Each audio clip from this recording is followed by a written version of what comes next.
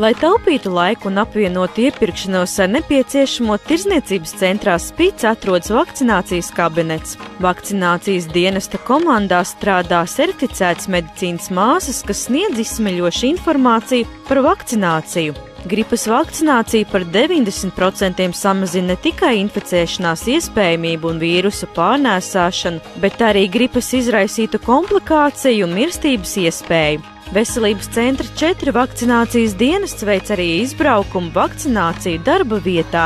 Šādu iespēju novērtē arī viens no lielākajiem darba devējiem Latvijā. Uzņēmumā strādā 980 cilvēki, un katrs šīs cilvēks ir ļoti svarīgs uzņēmumam, jo siltuma apgādē ir nepārtraukts process, un mums jārūpējas par to, lai visi darbinieki būtu darba vietās katra darba dienā.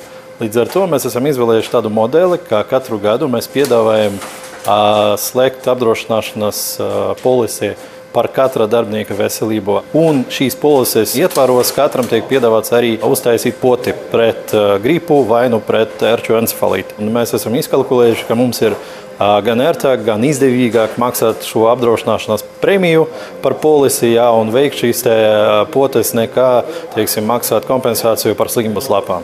Tas, protams, ekonomiski pamatot. Šo piedāvājumu es izmantoju labprāt. Es, protams, nevaru apgalvot, ka ar gripu es neatceros vispār, ka būtu slimojis.